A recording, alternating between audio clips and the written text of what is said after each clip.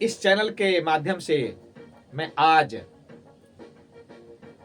अपने हृदय की उस उमंग को रखना चाहता हूं जो मुझे समझ में आता है, और वह उमंग है कि शिक्षा और विद्या दोनों में बहुत बड़ा अंतर है।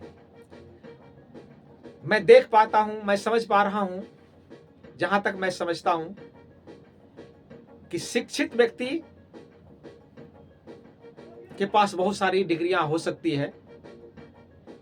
संभव है विद्वान के पास कोई डिग्री ना हो, पर विद्वान व्यक्ति सृष्टि में सहायक है। जैसा कि रामकृष्ण परमहंस ने कहा कि जो विद्या ईश्वर की तरफ जाती है सिर्फ वही विद्या है, शेष अविद्या है।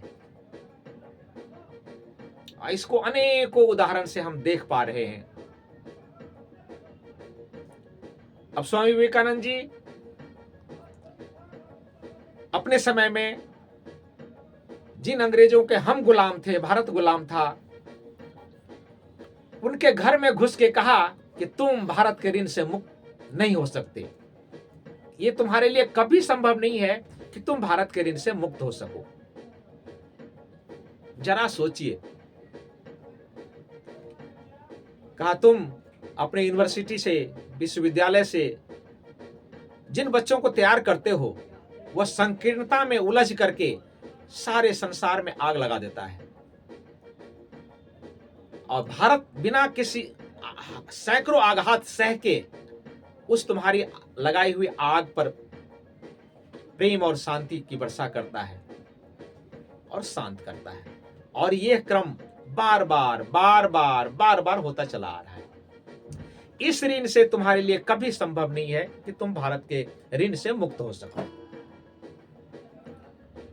और मैं तो यह भी देख पा रहा हूं कि आज के समय में भी भारत विश्व गुरु है, और वह उस शांति में, उस समृद्धि में सारे संसार को समेट रहा है। यह शांति के उपहार से, प्रेम के उपहार से सारे संसार को उन्होंने आच्छादित किया हुआ है, बरसा दिया है, लाद दिया है, लाद रहा है। तो निश्चित रूप से मैं बात कर रहा हूं शिक्षा और विद्या में अंतर है। तो अब जैसे कि अब नया साल आने वाला है, बसंत पंचमी पे मां सरस्वती की पूजा होगी और नया साल की शुरुआत हो जाएगी। और जब भारतीय संस्कृति के अनुकूल जब नया साल आता है तो पत्ता पत्ता बोलता है कि नया साल आ गया।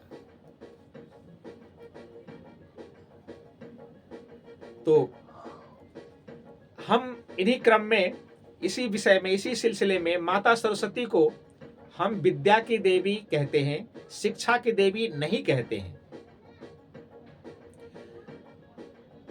बजरंगबली, हनुमान जी, पवन पुत्र, अनेक नाम से जानते हैं हमको। उन्हें, उनके लिए कहा गया विद्यावान गुणी अति चातुर, राम काज करिबे को आतुर। तो भाई विद्यावान है वो, तो किस विश्वविद्यालय में उन्होंने पढ़ाई किया भाई? नहीं, लेकिन विद्यावान है।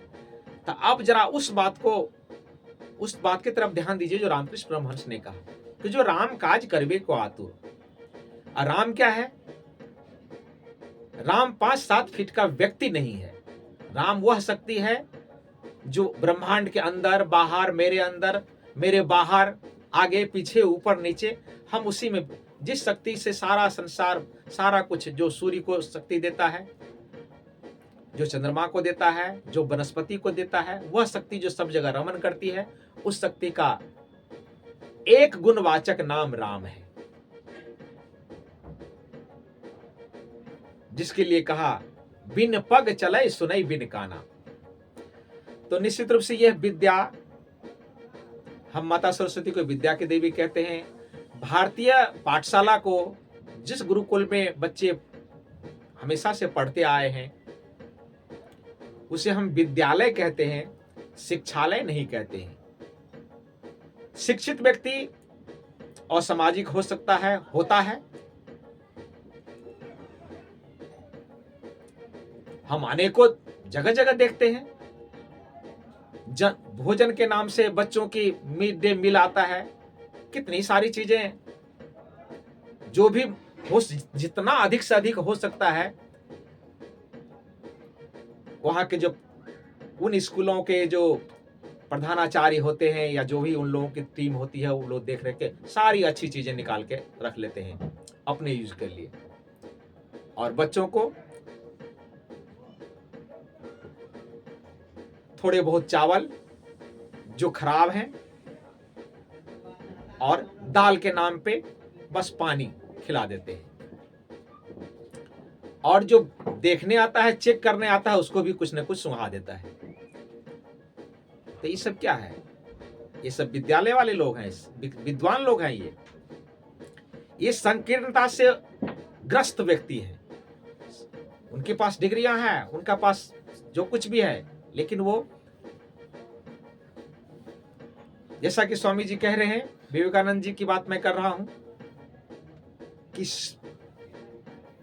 शेर भी दूसरे प्राणी को मार के अपने बच्चों को तो खिलाता है।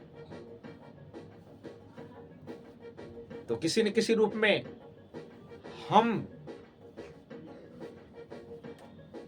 भी इस खोल में हम भी जानवर ही हैं, और मानवीयता की शुरुआत तो तब होगी जब हम विद्या की तरफ बढ़ेंगे, और विद्या जो हमारे हृदय से प्रस्फुटित होता है और जो हमें अंतर तरफ ले जाता है। और विद्वानों ने कहा है, वसुधैव कुटुंब, विद्वानों ने कहा है, ये वसुधा पे रहने वाले प्रत्येक प्राणी रिश्तेदार हैं, नाते हैं।